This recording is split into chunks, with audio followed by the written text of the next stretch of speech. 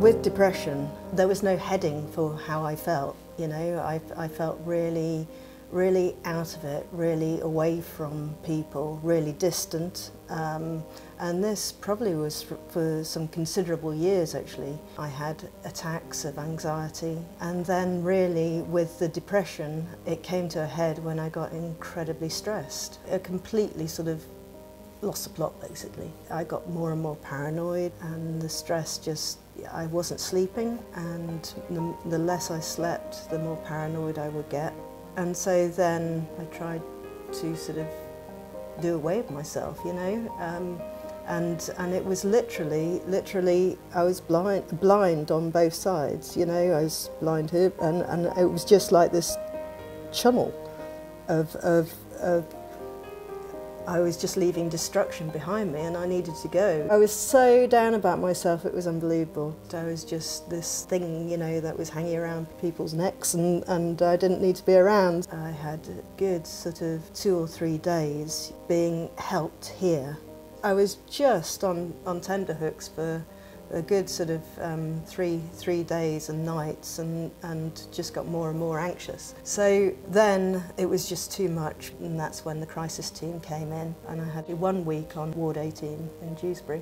There was this wonderful person, she was an art therapist, and that's where I found my space, that's where I found some solitude. And there was a leaflet on the side, and there was a discussion about pathways. The Recovery College, if we take the 2 words recovery and college separately, recovery is about people building their lives back up. It's not about recovering just from mental health problems. It's about people having the chance and the opportunities to live a life in the way that they want to live it. When I've looked up the word college, in the dictionary it talks about educational establishments and learning, etc. But it also talks about to enlighten. And I think there's something about college, it's about shining really, and to shine. So when I think of Recovery College, I think about people being able to shine and blossom and grow and develop. So I suppose when you put the 2 together about building lives and college, it's about people building their lives to blossom, to grow, to develop.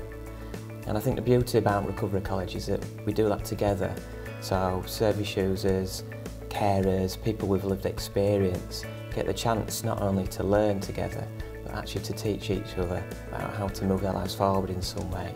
Pathways was great because with me I just need to be active with work, and rather than sitting around, and I couldn't concentrate on books or anything like that. So with Pathways they encouraged us to be active and involve ourselves. There was no pressure involved, it was pretty much a supportive role and no intimidation. It is also a contribution to other people's lives as well. So it was taking away from the selfishness which depression brought on me. And so it was building blocks. So Pathways gave me the building blocks of the pottery, where I'd sit down and I'd be in that room and I felt safe, to gradually going outside, feeling as though I could walk along and talk. So it was almost, you know, sort of that space opening up. And so it was 2 years at Pathways. I then went on to volunteering, because this is my thing, you know. I loved it, I want to give back. It's passing on, it's also other people passing on to me.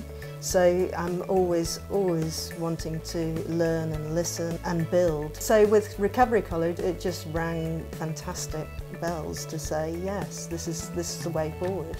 Because it's all about giving that experience, taking that experience and balancing with activities is spot on.